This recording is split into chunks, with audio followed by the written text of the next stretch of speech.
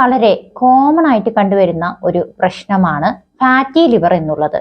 അതും പ്രത്യേകിച്ച് ചെറുപ്പം കുട്ടികളിൽ. ഒരു 20 മുതൽ 30 വയസ്സ് വരെയുള്ള കുട്ടികളൊക്കെ USG അൾട്രാസൗണ്ട് സ്കാൻ എടുത്തു നോക്കുന്ന സമയത്ത് ഫാറ്റി ലിവർ കണ്ടുവരുന്നു. ഗ്രേഡ് 1 ഫാറ്റി ലിവർ ആണ് കൂടുതലായിട്ട് കാണിക്കുന്നത്. അതിന്റെ 7 സൂചനകൾ, പ്രത്യേകിച്ച് നമ്മൾ ശ്രദ്ധിക്കേണ്ടുന്ന 7 സൂചനകളെ പറ്റിയാണ് ഇന്ന് പറഞ്ഞു തരുന്നത്.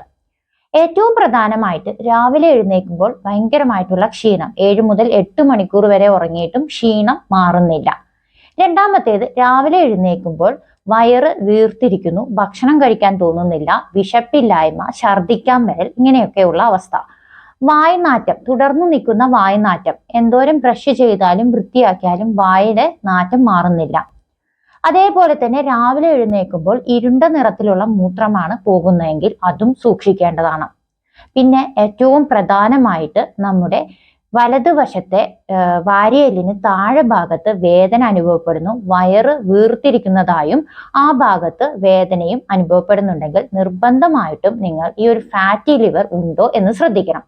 പിന്നെ ഏറ്റവും കോമൺ ആയിട്ട് ഇപ്പൊ എൻ്റെ ക്ലിനിക്കിൽ എന്നല്ല ഒരുവിധപ്പെട്ട എല്ലായിടത്തും പറയുന്ന ഒരു കാര്യമാണ്, ഇവിടുത്തെ പ്രത്യേകിച്ച് ഇപ്പൊ ഞാൻ എടുത്തു നോക്കുവാണെങ്കിൽ ഞങ്ങളുടെ നാട് എറണാകുളമാണ്. ഇവിടെ ഒരുപാട് പേര് ഹോസ്റ്റലിൽ വന്ന് നിൽക്കുന്നുണ്ട്.